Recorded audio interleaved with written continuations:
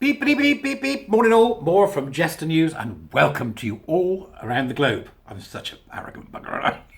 Around the globe. It's like two people drinking their coffee. It's him again. Right. Here's an interesting one. It sort of ties in with something that I was talking about earlier in one of my videos, which if you recall, I had a bit of a rant and a rave about the importance of STEM. Oh, subscribe, will you, and do the thing, buy me a coffee, become a warrior teacher, it's all in there. Right, so about STEM. Do you remember when I was talking about the 20 billion funding? And I told you the story about hashtag shutdown STEM, which was signed by thousands upon thousands of British academics, even though it was a hoax, because they didn't bother to look properly, because they're, morons. Right, okay? Didn't do their due diligence, did you, folks? And you know who you are. Right, okay, so do I. Right, now, so there was a post on the Twitters, which somebody drew my attention to, that went back quite a way. It's back in June of 2022, but it's something that I think it's worth us talking about, considering that I mentioned about how stupid academics can be when it came to hashtag shutdown STEM. So let's see how stupid academics can be about another thing. The Twitter user, Rebecca Says No, which is just a fabulous name. Rebecca Says No, I love it, right? Okay, who I should, Dubris, all in there, right, has talked or tweeted about GLAAD, GLADD, gay and lesbians, blah. It's one of these combined groups of nitwits who are spreading their mantras and their nonsense throughout reality. So what essentially Rebecca is talking about is the advent of a affirmation charter for gender identity. And what that means is that they want doctors to just affirm your gender. You're so wonderful with your gender identity, despite the fact that we know from previous videos I've done and stuff that we've read and all the things that are flying about that actually 97%, according to the, if you remember my video about the guy in Australia, there's abuse, there's other childhood trauma, mental health problems with the family. We know that actually gender identity, when somebody says I've got one, because it doesn't exist, so they can't have one, but they say I've got one, then we know that that's a symptom of a much larger malaise, and therefore we should not make any prejudgments about it. We should be doing a thoughtful therapy designed to stop their ideation of a fantastical cultish idea, which of course if the conversion bill was really going to be what these nutters wanted, you'd never be able to do. So GLADD, on the nutter bus with the rest of them, right? GLADD, okay, nuts, have got medical schools to sign a charter saying they will affirm, and they've got 80% of them to do it, according to our Rebecca Says No. Fascinating, right? But it's also interesting that one of the GLADD authors who's pushing for signatures on this charter is what the TQ loon that I covered before, Dr. Joseph Hartland, if you remember, who dug his nails into his hands in anger deliberately, photographed it and stuck it on Twitter because he went to a presentation he didn't like. They're kids, aren't they? They're kids. So of UK medical schools, 80% have now caved to this pressure from lobbying activists and signed this charter. Well, doctors shouldn't be doing that. I mean, it's insane. But yet we've got various people saying this is a great milestone. We have now signatures from 2/3 of UK medical schools, says Dr. Joseph Hartland, who got in a pickle at that presentation. Now, there's been, I think, well worth you having a read. In November of last year, on the 12th, there was a wonderful Substack done by Rebecca, who provided us with a gender critical analysis of the GLADD Medical Schools Charter. Links to all of this are in the Dubras as usual, so you can see.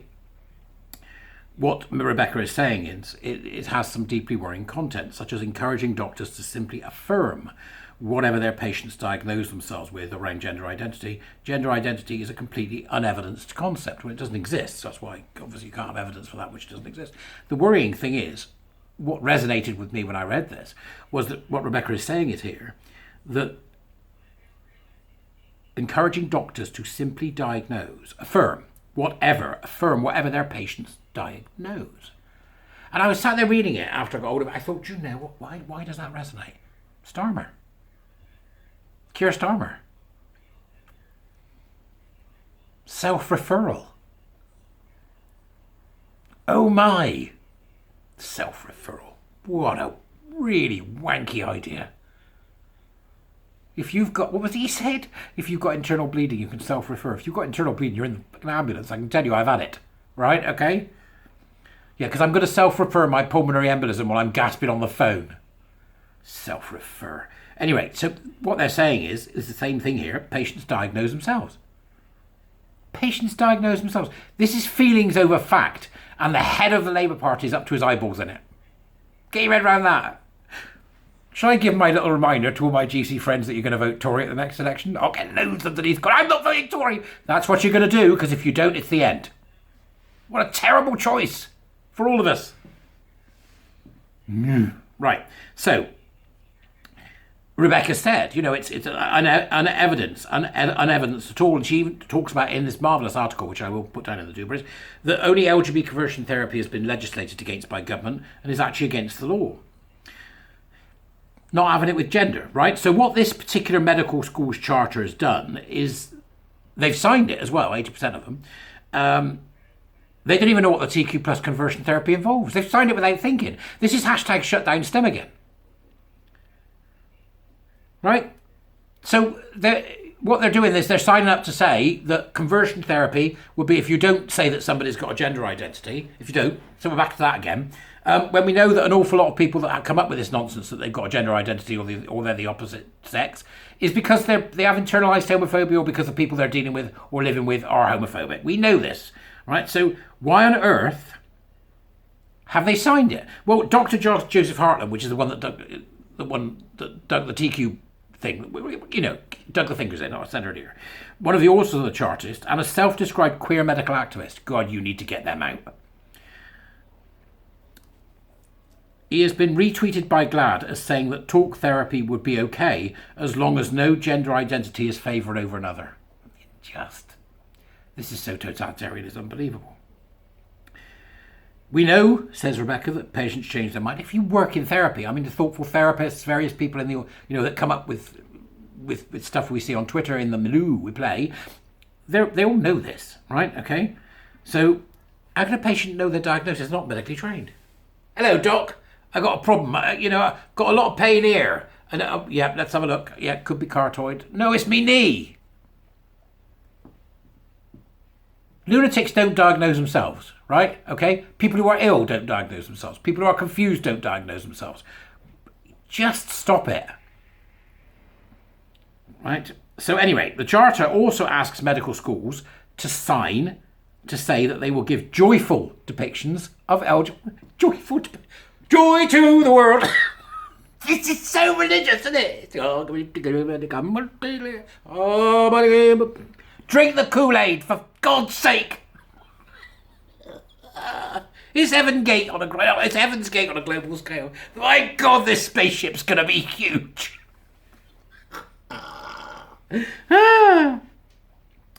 Joyful depictions of joyful. What does a joyful depiction of a gay person look like? Does it involve objects? I know most gay people I know aren't joyful. They're miserable buggers. Does this mean, Rebecca asks, that they should not discuss potential negative outcomes with patients? You bet, Rebecca, that's exactly what it means. Does this mean that referring to detransitioners would be banned? Because they are an example of conversion therapy, according to the TQ nutjobs. Yep. This is particularly emotive language, which is simply an ideological demand on doctors in the NHS. That's all it is. We do not request joyful depictions of other groups. Medicine should be evidence-based, not led by activists' emotions around a topic. Can you imagine it? You will show joyful depictions of anorexia. You will show joyful predictions of, you know, measles. They are news. Now, apparently there's been freedom of information requests. The women have been doing the work, see, as usual. Freedom of information requests have been sent to all medical schools who have signed the GLADD Charter to explore their reasons behind signing. It has become clear that medical schools who signed the Charter did not analyse it properly before doing so. Every time. What is wrong with these people? It's hashtag shutdown STEM all over again, isn't it? Oops. I signed by mistake. You know? Oops. It's not an oops. Oops is I tripped over a, curb. Oops is I sharted, right? Oops is not I signed to say that I was a believer in an ideological belief system that eradicates sexuality and subjugates women. That's not oops. That's negligence. Oops. Whoa, why are senior leaders, said Rebecca, and quite rightly too, Rebecca, well said, of medical schools ceding their power to EDI departments on this? Why have so many senior doctors stated their pronouns alongside their signatures? It is the ideological capture of medical schools so deep that in order to be seen as being polite, kind, EDI approved, inclusive, etc., leaders of medical schools are happy to sign this charter, even though it arguably encourages actual, rather than imagined, medical harm to patients. Iatrogenic. It is undemocratic to push this into the NHS when the public have no knowledge of it. The public does not want their young and or vulnerable people to be at risk of irreversible medical harm when they use NHS services due to unquestioned gender ideology put into policies due to queer medical activist doctors' influence. Rebecca, you superstar! We're loving the article. I'm sorry I didn't come across it before. Or perhaps I did and it just got lost in, you know what it's like. In its all, it's a bit,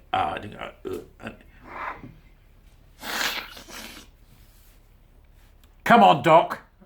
Right? And I mean doctors generally. I've got friends who are doctors. I've got friends who are union members. I've got friends who they do all sorts of things, right? And they're all aghast at this. Don't sign anything until you've read it. Why have we forgotten that?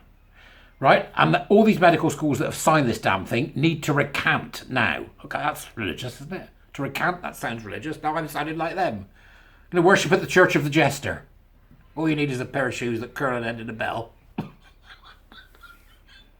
A funny hat. Look.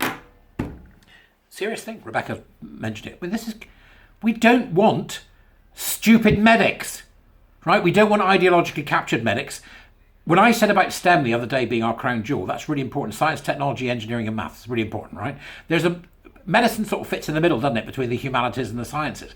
Medicine, because it's a mix of both, because you're dealing with people, but you're also dealing with great scientific discoveries and progress. Get it out. If you go to doctors and they've got a rainbow lanyard, ask them to take it off. If you go to a hospital and they've got pictures up, question why. If you go to a hospital and they're pushing this shit, ask them why. Complain. It's the only way forward. Complain. Okay? I did. I spent best part of a few hours with a couple of nurses making lots of notes while I was high as a kite on morphine with COVID hair. I looked ridiculous. They photographed me when I stood. They said, give us a camera. They photographed me so that I could see myself. COVID hair everywhere like this. I was all hunched over because I'd had my neck cut open. And it was, blood, all that stuff. And they photographed me and said, who do you look like? And I went, oh my God, I look like Miriam Margolyes. And I did. I went into hospital with a 57-year-old gay man. I came out a 91-year-old Jewish lesbian. How's that for transversions? Transversions? How's that for a transformation? Right. Off to do things. GLADD. Get in the bin. Bye-bye.